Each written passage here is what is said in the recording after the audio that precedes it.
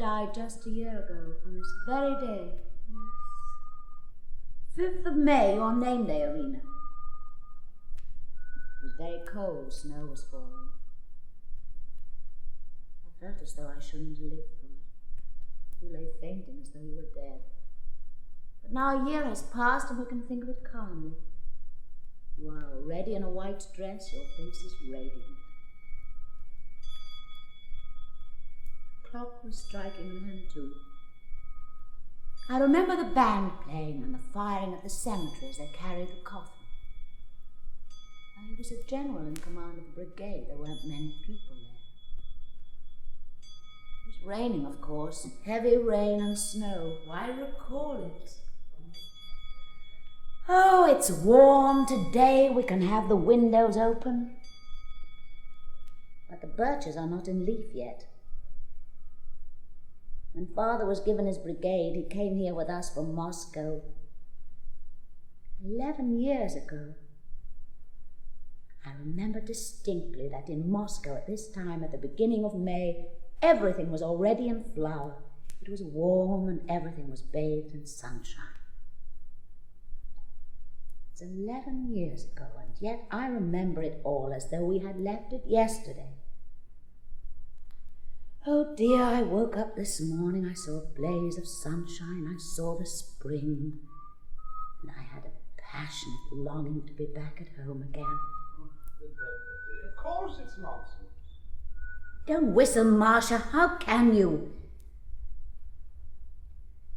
Being all day in school and then at my lessons till the evening gives me a perpetual headache and thoughts as gloomy as though I were old. And really, these 4 years that I've been at the high school, I've felt my strength and my youth oozing away from me every day. And only one yearning grows stronger and stronger. To go back to Moscow. To sell the house, to make an end of everything here, and off to Moscow. Yes, to Moscow, and quickly. Andre will probably be a professor. He'll not live here anyhow. The only difficulty is poor Marcia. Oh, Marcia will come and spend the whole summer in Moscow every year. Please God, it will all be managed. How fine it is today. I don't know why I feel so light-hearted. I remembered this morning that it was my name day, and at once thought of my childhood when Mother was living. Such wonderful thoughts. You are radiant today, and Marcia is lovely too. Andre would be nice looking, but he has grown too fat, and that doesn't suit him. And I have grown older and ever so much thinner. I suppose it's because I get so cross with the girls at school. But today I'm free, I'm at home, and my head doesn't ache, and I feel younger than yesterday. I'm only 28. It's quite all right. It's all from God. But it seems to me that if I were married and sitting at home all day, it would be better. I should be fond of my husband. You talk such nonsense, Vasily Vasilievich. I'm tired of listening to you. Choo, choo, choo! Oh. I forgot to tell you, you will receive a visit today from Vershinin, the new commander of our battery. Well, I shall be delighted. Is he old? Oh, no, nothing to speak of. 40, 45 at most. He seems to be a nice fellow. Well, he's not stupid, that's certain. Only he does talk a lot. Is he interesting? Yes, he's all right, but he has a wife. And a mother-in-law, and 2 little girls. And what's more, she's his second wife. He's paying calls and telling everyone that he has a wife and 2 little girls. He'll tell you so, too. His wife seems a bit crazy, with her hair in a long plait like a girl's. Always talks in a high-flown style, makes philosophical reflections, and frequently attempts to commit suicide, evidently to annoy her husband. I should have left a woman like that years ago, but he puts up with her and merely complains. With one hand, I can only lift up half a hundredweight. But with both hands, I can lift up 100 weight and a half, or even 100 weight and 3/4. From that I conclude that 2 men are not only twice, but 3 times as strong as 1 man, or even more. Ah, yeah. The hair falling out. 2 ounces of naphthalene in half a bottle of spirit to be dissolved, used daily. Let's make a note of that. No, I don't want it. Yeah. Doesn't matter. Ivan Romanich, dear Ivan Romanich. What is it, my child? Tell my me. joy. Why is it I am so happy today? As though I was sailing with the great blue sky above me and big white birds flying over it. Why is it? Why? My white bird. When I woke up this morning, got up and washed, it suddenly seemed as though everything in the world was clear to me and I knew how one ought to live. Dear Ivan Romanich, I know all about it now. A man ought to work, to toil in the sweat of his brow, whoever he may be, and all the purpose and meaning of his life, his happiness, his ecstasies, lie in that alone. How delightful to be a workman who gets up before dawn and breaks stones on the road, or a shepherd, or a schoolmaster teaching children, or an engine driver. Oh, dear. To say nothing of human beings, it would be better to be an ox, better to be a humble horse and work, than a young woman who wakes at 12 o'clock, then has coffee in bed, then spends 2 hours dressing. Oh, how awful that is. Just as one has a craving for water in hot weather, I have a craving for work. And if I don't get up early and work, give me up as a friend, Ivan Romanich. I'll give you up. I'll give you up. Father trained us to get up at 7 o'clock. Now Irina wakes at 7 and lies in bed at least till 9, thinking. And she looks so serious. You are used to thinking of me as a child and are surprised when I look serious. I am 20. Oh, this yearning for work. Oh dear, how well I understand it. I have never worked in my life. I was born in cold, idle Petersburg, in a family that had known nothing of work or cares of any kind. I remember when I came home from the School of Cadets, a footman used to pull off my boots. I used to be troublesome, but my mother worshipped me and was surprised when other people did not do the same. I was guarded from work. But I doubt if they succeeded in guarding me completely. I doubt it. No, the time is at hand. An avalanche is moving down upon us. A mighty clearing storm which is coming is already near, and will soon blow the laziness, the indifference, the distaste for work, the rotten boredom out of our society. I shall work, and in another 25 or 30 years, everyone will have to work. Everyone. I'm not going to work. You don't count. In another 25 years, you won't be here, thank God. In 2 or 3 years, you'll kick the bucket, or I shall lose my temper and put a bullet through your head, my angel. No, I've never really done anything at all. Haven't done a stroke of work since I left the university. Never read a book, only the newspapers. Here, I know, for instance, from the newspapers, that there was such a person as Dobrolyubov. What he wrote, I can't say, goodness only knows. There, yes. Yes, they're calling me downstairs. Someone's come for me. I'll be back. Just wait a minute. He's got something up his sleeve. Yes, he went out with his solemn face. Evidently he's just going to bring you a present. What a nuisance. Yes, it's awful. He's always doing something foolish. By the sea strand an oak tree, green upon that oak tree of gold. You're not very cheerful today, Marcia. Where are you going? Oh, How queer. To go away from a name day party. no. I'll come in the evening. Goodbye, my darling. Once again, I wish you be well and happy. In old days, when Father was alive, we always had 30 or 40 officers here on name days. It was noisy. But today there's only a man and a half. Just still as the desert. I'll go. I'm in the blues today. I'm feeling glum, don't you mind what I say? We'll talk some other time. So for now, goodbye. Goodbye, darling, I'm going. Oh, how tiresome you are. I understand you, Marcia. If a man philosophizes, there will be philosophy. Or sophistry, anyway. But if a woman philosophizes, or two do it, then you may just snap your fingers. What do you mean by that, you terrible person? Nothing. He had not time to say a lack before the bear was on his back. Don't blubber. This way, my good man, come in. Your boots are clean. From the Royal Board, from Mikhail Ivanovich Protopopov. A cake. Thanks. Thank him. What? Thank him from me. Nurse dear, give him some pie. Thereupon, go along. They will give you some pie. Come along, Theropon Spiridonich, my good soul. Come along. I don't like that Protopopov. He ought not to be invited. I didn't invite him. That's a good thing.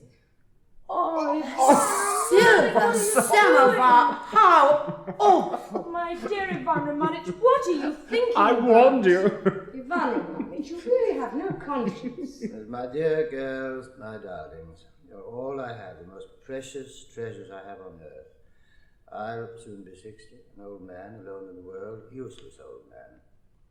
There's nothing good in me except my love for you, and if it weren't for that, well, I should have been dead long ago. My dear Irina, my little girl, I've known you from a baby. I carried you in my arms. I loved your dear mother. But why such expensive presents? Oh, expensive presents. Get along with you. Take the You're samovar very naughty in now. there. You just go Expensive presents. My dear, a colonel is here. A stranger. He's taken off his great-coat, children. He's coming in here. Ivanushka, you must be nice and polite, dear. Oh, dear, it's the time for lunch already. Vershinin, I suppose. Yes. Colonel Vershinin. I have the honor to introduce myself. My name is Vershinin. I am very, very glad to be in this house at last. Oh, how you have grown up. Please sit down. We're delighted to see you. Oh, how glad I am, how glad. But there are 3 of you sisters, I remember 3 little girls. I don't remember your faces, but that your father, Colonel Protsarov, had 3 little girls, I remember perfectly. Saw them with my own eyes. How time passes. How it passes. Alexander Ignatievich has come from Moscow. From Moscow? You have come from Moscow? Yes, your father was in command of a battery there, and I was an officer in the same brigade. Your face now, I seem to remember. I don't remember you. Olya! Come quick! Olya! Colonel Vershinin is from Moscow, it appears. So you are Olga Sergeyevna, eldest, and you are Maria, and you are Irina, the youngest. You come from Moscow. Yes, I studied in Moscow. I began my service there, served there for years, and last I've been given a battery here. Here I am, as you see. I don't remember you exactly, only that you were 3 sisters. I remember your father. If I shut my eyes, I can see him as though he were living. I used to visit you in Moscow. I thought I remembered everyone, and now suddenly My name is Alexander Ignatievich. Alexander Ignatievich, and you have come from Moscow. Oh, what a surprise. We are going to move there, you know. We are hoping to be there by the autumn. It's our native town. We were born there, in Old Basmani Street. Oh. To see someone from our own town unexpectedly. Now I remember. Do you remember, Olya? They used to talk of the lovesick major. You were a lieutenant at that time. You were in love. For some reason, everyone called you Major to tease you. Yes, the lovesick major, that was it. Oh, you only had a moustache then. How much older you look? How much older? Oh, yes, when I was called the lovesick major, I was young, I was in love. Now it's very different. But you haven't a single grey hair. You've grown older, but you're not old. I'm 43, though. How long is it since you left Moscow? 11 years. But why are you crying, Masha? You queer girl. I should cry too. I'm all right. In which street did you live? In Old Basmani. Oh, that's where we live too. At one time, though, I lived in Nemetsky Street. I used to go from there to the Red Barracks. There's a gloomy-looking bridge on the way where the water makes a noise. It made a lonely man feel melancholy. But here, what a broad, splendid river, marvellous river. Yes, but it's cold. It's cold here and there are gnats. Oh, how can you? You've such a splendid, healthy Russian climate here. Forest, river, and birches too, charming, modest birches. I love them better than any other trees. Oh, it's enchanting here. The only strange thing is that the railway station is 15 miles away, and no one knows why it is so. I know why it is. Because if the station had been near, it would not have been so far. And if it is far, it's because it's not near. He likes his little joke, Vasily Vasilievich. Now I will call you too. I remember. I knew your mother. She was a fine woman. The kingdom of heaven. Yes. Mother is buried in Moscow. In the Novodevichy. Would you believe it? I'm already beginning to forget her face. So people will not remember us either. They'll forget us. Yes, they'll forget us. Such is our fate. There's no help for it. What seems to us serious, significant, very important will one day be forgotten or will seem unimportant. And it's curious that we can't possibly tell what exactly will be considered great and important and what will seem paltry and ridiculous. Didn't the discoveries of Copernicus or Columbus, let us say, seem useless and ridiculous at first, while the nonsensical writings of some wiseacre seem true? And it may be that our present life, which we accept so readily, will in time seem queer, uncomfortable, not sensible, not clean enough, perhaps even sinful. Well, who knows? Perhaps our age will be called a great one and remembered with respect. Now we have no torture chamber, no executions, no invasions. But at the same time, how much unhappiness there is. Choo, choo, choo! It's bread and meat to the Baron to talk about ideas. Vasily Vasilievich, I ask you to let me alone. It gets boring at last. Choo, choo, choo! The unhappiness which one observes now, there is so much of it, does indicate, however, that society has reached a certain moral level. Yes, of course. You said just now, Baron, that our age will be called great. But people are small all the same. Look how small I am. That's Andre playing, our brother. He's the learned one of the family. We expect him to become a professor. Father was a military man, but his son has gone in for a learned career. It was Father's wish. We've been teasing him today. We think he's a little in love. With a young lady living here. She'll come in today, most likely. Oh, how she dresses. It's not that her clothes are merely ugly or out of fashion, they're simply pitiful. A queer, gaudy, yellowish sash with some sort of vulgar fringe and a red blouse. And her cheeks scrubbed till they shined. Andre's not in love with her, I won't admit that. Well, he's some taste, anyway. It's simply for fun. He's teasing us, playing the fool. I heard yesterday that she's going to be married to Protopopov, the chairman of our rural board. And a very good thing, too. Andre, come here, dear, for a minute. This is my brother, Andrei Sergeyevich. My name is Vasily. Mine is Prosorov. You're our new battery commander? Only fancy. Alexander Ignatievich comes from Moscow. Oh, really? Well, then I congratulate you. My sisters will let you have no peace. No, I've had time to bore your sisters already. See what a pretty picture frame Andre has given me today. He made it himself. Ah, yes. Yes, something. And that frame above the piano, he made that too. Oh, really? He is learned and he plays the violin and he makes all sorts of things with the fretsaw. In fact, he's good all round. Andre, don't go. That's a way he has. He always tries to make off. Come here. Oh, come. Oh, leave me alone, please. How absurd he is. Alexander Ignatievich used to be called the lovesick major at one time, and he was not a bit offended. No, not in the least. I should like to call you the lovesick violinist. Or the lovesick professor. He is in love. Andryusha is in love. Bravo, encore, Andryusha is in love.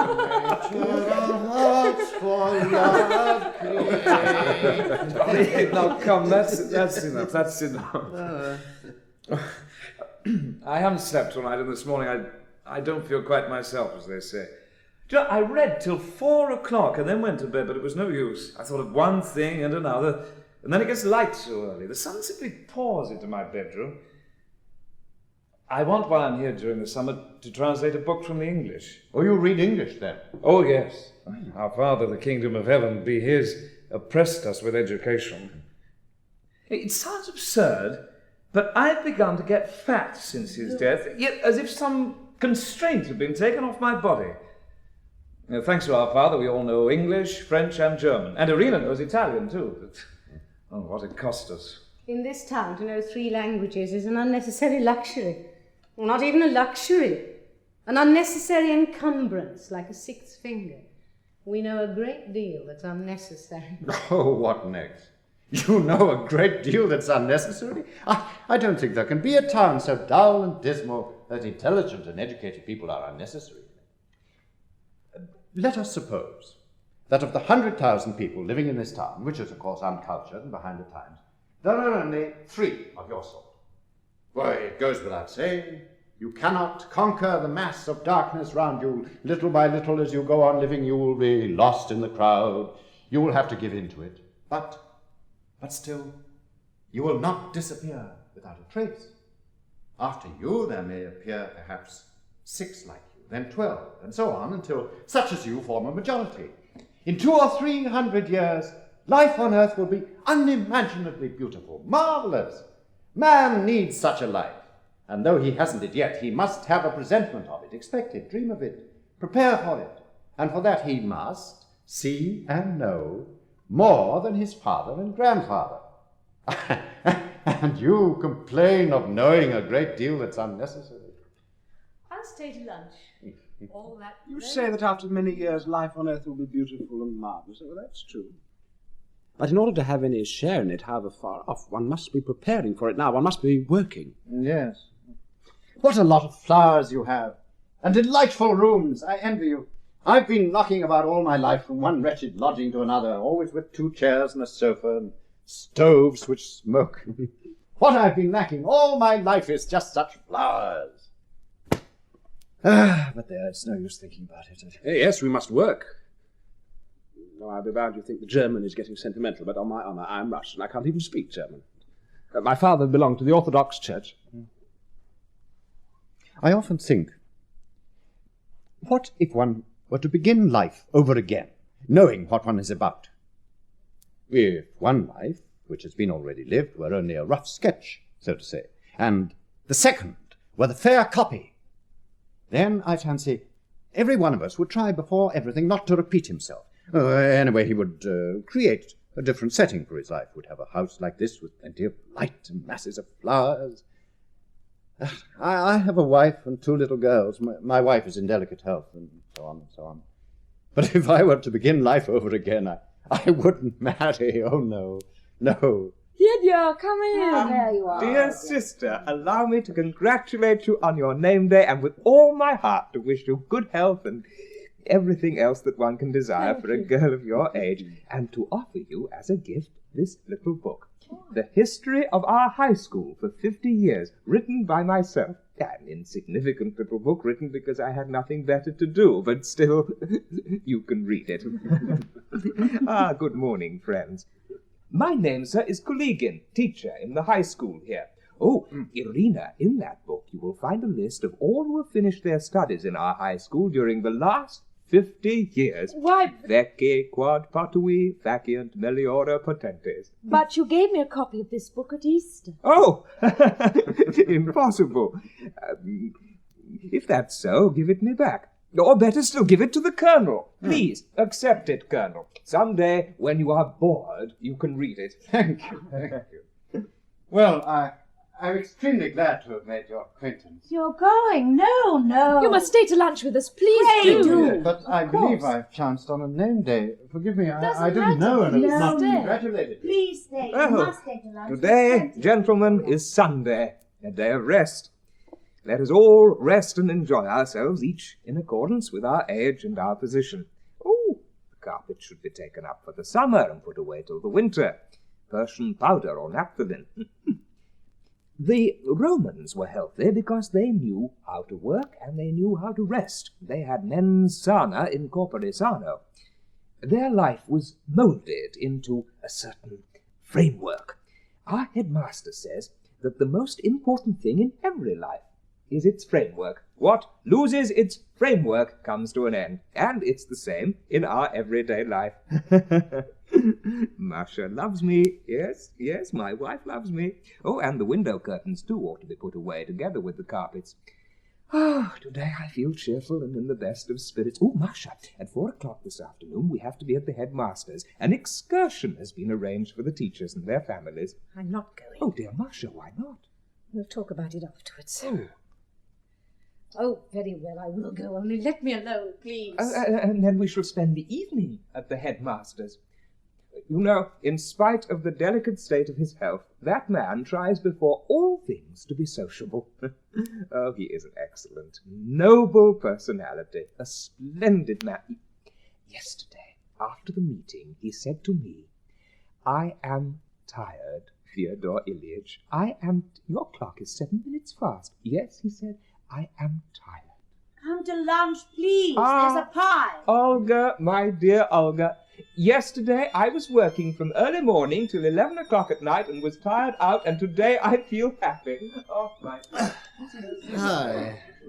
Splendid. Only mind you don't drink today, do you hear? It's bad for you to drink. Oh, no, that's a thing of the past. It's 2 years since I got drunk. But, my good girl, what does it matter? Anyway, don't you dare to drink. Don't dare. Oh, again, damnation take it. I'm to be bored a whole evening at the headmaster's. Well, I wouldn't go if I were you. It's pretty simple. No, don't go, my love. Oh, yes, don't go. It's a damnable life. It's insufferable. Oh, no. Choo, choo, choo. Oh, enough, Vasily Vasilievich. Leave off. Choo, choo, choo. Your health, Colonel. I am a schoolmaster and one of the family here, Masha's husband. She is very kind, really, very kind. I'll have some of this cordial. To your health, sir. Thank you. I feel so happy with all of you, dear. Masha is in low spirits today. She was married at 18 when she thought him the cleverest of men. Now it's not the same. He's the kindest of men, but he is not the cleverest. Andre, do come. What are you thinking about? Nothing. I don't like that Solioni of yours. I'm afraid of him. He keeps on saying such stupid things. He's a queer man. I'm sorry for him and annoyed by him, but more sorry. I think he's shy. When one is alone with him, he's very intelligent and friendly, but in company he's rude, a bully. No, don't go yet. Let him sit down to the table. Let me be by you. What are you thinking of? You are 20, and I'm not yet 30. How many years have we got before us? A long, long chain of days full of my love for you. Nikolai Lvovich, don't talk to me about love. I have a passionate craving for life, for struggle, for work, and that craving is mingled in my soul with my love for you, Irina, and just because you are beautiful, it seems to me that life too is beautiful. What are you thinking of? You say life is beautiful, yes. But what if it only seems so? Life for us 3 sisters has not been beautiful yet. We've been stifled by it as plants are choked by weeds. Oh, I'm shedding tears. I mustn't do that. I must work. The reason we are depressed and take such a gloomy view of life is that we know nothing of work. We come of people who despised work, and they're sitting down to lunch already. I'm late. I think my hair's all right. Dear Irina Sergeyevna, I congratulate you. You've got such a lot of visitors. I feel awfully shy. Good day, Baron. Well, here is Natalia Ivanovna. How are you, my dear? Congratulations on the name day. You've got such a big party. I feel awfully shy. Nonsense. We've only our own people. Dear, what? You've got on a green sash. Why? Is that a bad omen? No, it's only that it doesn't go with your dress. And it looks queer. Really? But you know, it's not green exactly. It's more of a dead colour. I wish you a good husband, Irina. It's time for you to think of getting married. Natalia Ivanovna. Come and sit down. I hope we may hear of your engagement too. Oh, Natalia Ivanovna has got a suitor already. Ladies and gentlemen, I want to make a speech. You deserve 3 bad marks for conduct. How delicious this cordial is. What is it made of? Beetles. I'm going to have roast turkey and apple pie for supper. Thank God I'm at home all day and shall be at home in the evening. Friends, won't you all come this evening? May I come too? Oh, please do. Of course. They didn't stand on ceremony. Do leave off. I wonder you're not tired of it. Say, they're at lunch already. At lunch? Yes, they are at lunch already. Hold still a moment. 1, wait another minute. 2. There we are. My congratulations. I wish you everything The weather's delightful, perfectly magnificent. I've been out all the morning for a walk with a high school boy. I take them gymnastics. You may move. Irina Sergeyevna, you may move. You look charming today.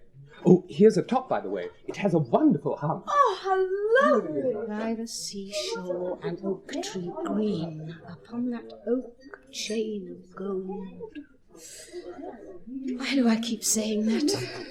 That phrase has been haunting me all day. 13 at table. Surely you do not attach importance to such superstitions. No, if there are 13 at table, it means that someone present is in love. Oh, Yeah. It's not you, Ivan Romanovich, by any chance. I may be an old sinner, but why Natalia Ivanovna is overcome, I simply can't imagine. Oh, no, come, please, don't take any notice. Wait a minute, stop, I'll entreat you. I'm so ashamed. I don't know what's the matter with me, and they make fun of me. I know it's improper for me to leave the table like this, but I can't help it. I can't. Oh, my dear girl, I entreat you, I implore you, don't be upset. Look, I assure you they're only joking. They do it all in kindness. Oh, my dear, my sweet, they're all kind, warm-hearted people, and they're fond of me and of you. Now, come over here to the window. Here, they can't see us. I'm so unaccustomed to society. Lovely, marvellous girl. Oh, my dear, my sweet, don't be so distressed. Believe me. I'm so happy. My soul is full of love and rapture. Please, not They can't see us. They can't see us. Why, I love you. And I first loved you. Oh, I don't know when. My dear, my sweet dear one, be my wife. I love you. I love you as I have never loved anyone.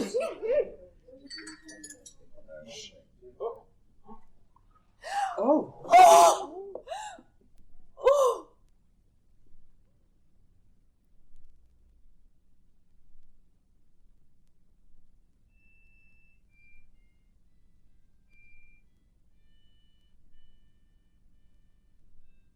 What are you doing, Andrewsha?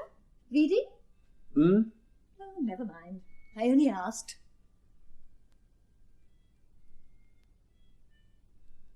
What is it, Natasha? I was looking to see whether there was a light. It's carnival. The servants are not themselves. One has always to be on the lookout for fear something goes wrong. Last night at 12 o'clock, I passed through the dining room and there was a candle left burning. I couldn't find out who'd lighted it. What's the time? 8:15. Olga and Irina aren't in yet. They haven't come in. Still at work, poor dears. Olga is at the teachers' council and Irina at the telegraph office. I was saying to your sister this morning, take care of yourself, Irina, darling, said I, but she won't listen. 8:15, you say? I'm afraid our Bobik is not at all well. Why is he so cold? Yesterday he was feverish and today he's cold. All over. I'm so anxious. It's all right, Natasha. The boy's quite well. We'd better be careful about his food, anyway. I am anxious. And I'm told that the Mamas are going to be here for the carnival at 9 o'clock this evening. It would be better for them not to come, Andrewsha. I really don't know. They've been invited, you know. Baby woke up this morning, looked at me, and all at once he gave a smile. So he knew me. Good morning, Bobik, said I. Good morning, darling. And he laughed. Children understand. They understand very well. So I shall tell them, Andrewsha, not to let the carnival party come in. Oh, no, that's for my sisters to say. It's for them to give orders. Yes, I will speak to them. They're so kind. Oh, I've ordered junket for supper. The doctor says you must eat nothing but junket or you'll never get thinner. You know, Bobik is cold. I'm afraid his room is chilly, perhaps. We ought to put him in a different room till the warm weather comes, anyway. Irina's room, for instance, is just right for a nursery. It's dry and the sun shines there all day. I must tell her. She might share Olga's room for the time. She's never at home anyway, except for the night. Andrewsha, why don't you speak? Oh, I was thinking. Besides, I've got nothing to say. Yes. Now, what was it I meant to tell you? Oh, yes. Therapont has come from the Rural Board, and he's asking for you. I'll send him in.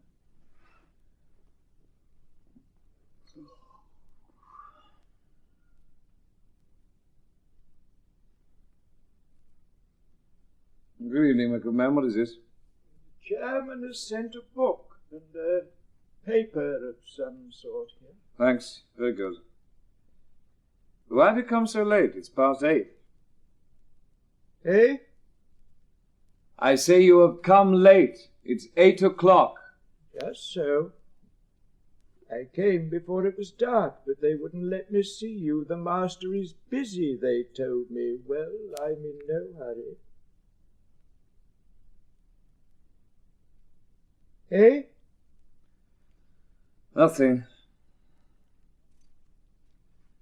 Tomorrow's Friday. I haven't sitting, but I'll come all the same and do my work there. Dull at home.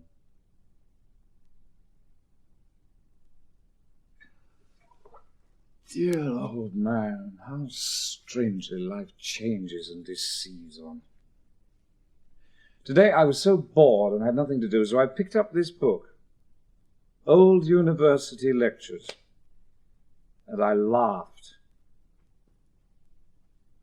Good heavens.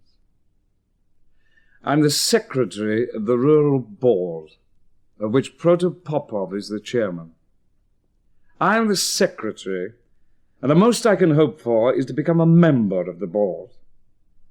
Me, a member of the local Rural Board. While I dream every night I'm a professor at the University of Moscow, a man of whom all Russia is proud. I can't say, sir. I don't hear well. Well, if you did hear well, perhaps I shouldn't talk to you. I must talk to somebody. My wife doesn't understand. Sisters, I'm somehow afraid of. I'm afraid they'll laugh at me and make me ashamed.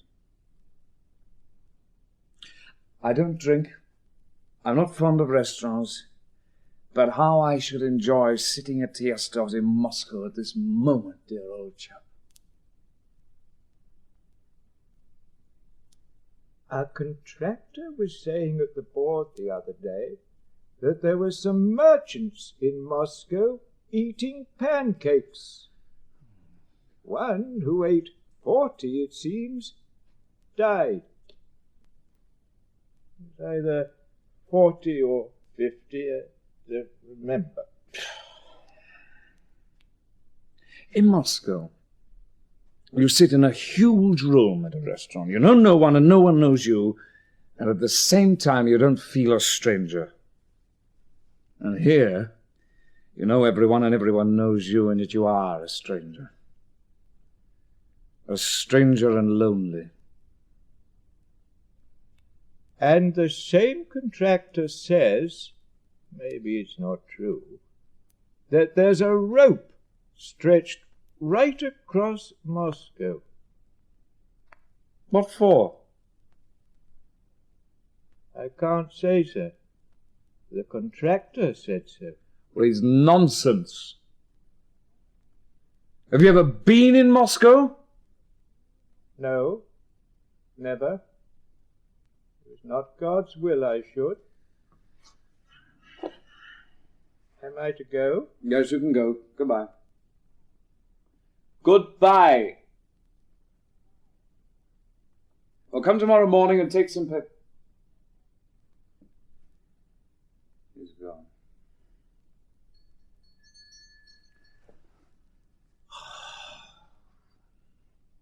It's a business.